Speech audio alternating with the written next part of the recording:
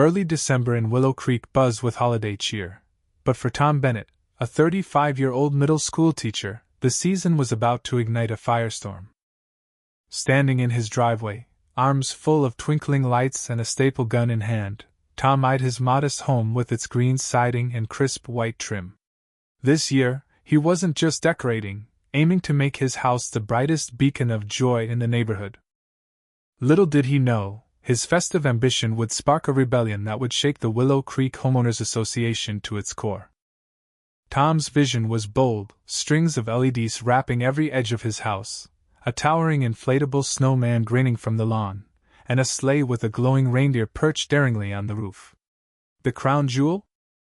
A synchronized light show pulsing to classic holiday tunes from hidden speakers, turning his yard into a dazzling spectacle.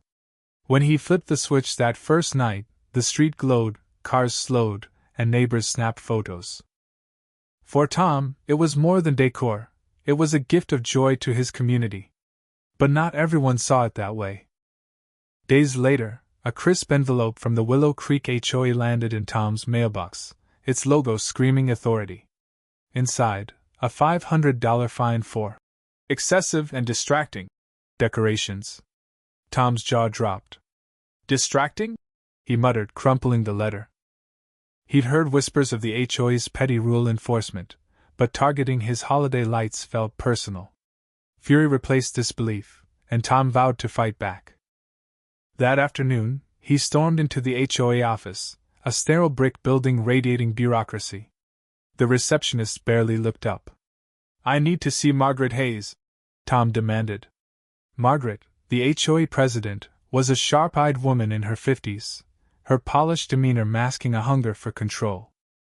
Known for her iron grip on neighborhood harmony, she was more tyrant than leader. When she emerged, clipboard in hand, her smirk fueled Tom's anger. "Mr. Bennett, your display violates our guidelines," Margaret said, her voice dripping with condescension. "It disrupts the aesthetic unity of Willow Creek." "Aesthetic unity?" Tom shot back. "These are holiday lights. Other houses have them too. Why am I the target?" Margaret's smile didn't waver. "Rules apply uniformly. Your display is excessive. File an appeal if you disagree." Her dismissal was a slap in the face. Tom left seething, her smug confidence burning in his mind. She thought he'd cave. She was wrong. Back home, Tom stared at his glowing lights, now symbols of defiance. If the HOA wanted a fight, he'd give them one. He doubled down, adding cascading LEDs, a life-size train puffing festive smoke, and a projector casting a swirling snowstorm across his house. The music grew louder, syncing perfectly with the lights. Nightly, crowds gathered, kids gawking, adults sipping cocoa, turning Tom's lawn into a community hub. This wasn't just decorating, it was war. Margaret struck back. A new letter arrived, the fine now $1,000, with threats of legal action. "Remove the display immediately," it demanded. Tom laughed, pinning it to a corkboard beside the first, a trophy of his rebellion. He wasn't reckless, though. He documented everything, photos of his display, recordings of the crowds, and images of other houses with similar lights, proving the HOA's selective enforcement.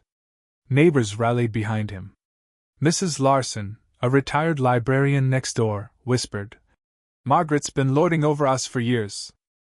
You're our hero." Support grew. The Miller kids strung lights on Tom's mailbox, and a local bakery donated cocoa for spectators. But tension spiked one icy evening when Margaret marched to Tom's gate, heels clicking like a general's boots. "This ends now," she snapped. "Remove it by the weekend, or we'll sue." Tom leaned against his porch, unfazed. "See you in court, Margaret." He shut the door as Jingle Bells blared triumphantly. That night, he posted his story online, dubbing it Holiday Tyranny. By morning, #Tom's HOA was trending, his inbox flooded with support. News crews arrived, framing him as a rebel against HOA oppression. Tom hadn't planned to be a symbol, but now he was. The neighborhood caught fire, Houses lit up in solidarity, each a middle finger to the HOA. Whispers of past grievances surfaced: fines for unapproved flowers, penalties for trash cans left out too long. Tom's fight became theirs. Margaret doubled down, plastering the community board with rule reminders, but her flyers only fueled the rebellion. Local businesses joined in, hardware stores donated lights, bakeries sent cookies, and a florist wove wreaths for Tom's fence.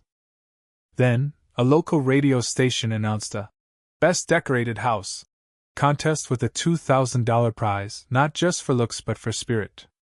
Tom saw his chance to bury the HOA. He poured his heart into the contest, tweaking lights to dance flawlessly with music, adding a train car, and upgrading his snowman. Margaret, desperate, filed a zoning complaint claiming Tom's display was a safety hazard. But Tom was ready. Armed with city regulations, receipts, and photos, he greeted the inspector with a grin. "All legal," he said, handing over a file. The inspector left, Margaret's claims debunked. Tom's countersuit for harassment gained steam, citing her baseless complaints and escalating fines. The contest night was electric. Willow Creek glowed, families laughing under vibrant lights. Tom's house was a masterpiece. Snowflakes fell from a machine, the train chugged, and Mariah Carey's "All I Want for Christmas" shook the street. Judges, local celebrities, were awestruck. The crowd roared as they toured Tom's display, Mrs. Larson sharing how his courage inspired them all. When the announcement came, "Best Decorated House goes to Tom Bennett," cheers erupted. Tom held the trophy high, its star rivaling his lights. The $2,000 was nice, but humiliating Margaret was sweeter. The battle didn't end there. In court, Tom's evidence, letters, photos, proof of selective enforcement, crushed Margaret's defense. The judge, sharp and no-nonsense, called the HOA's actions discriminatory, dismissing all fines and ordering a public apology. Margaret, humiliated, resigned as president. Residents celebrated her reign of petty control over them. That Christmas Eve, Tom stood amid his lights, neighbors toasting with cider, kids playing by the train. Snow fell, and his house shone as a beacon of resilience. His fight wasn't just about lights, it was about freedom, community, and standing up to bullies. Willow Creek had never felt so alive. What do you think? Was Tom a hero for defying the HOA, or did he go too far? Drop your thoughts in the comments, and share your take on pushing back against overreach. Hit that like button, subscribe, and let's keep the conversation going.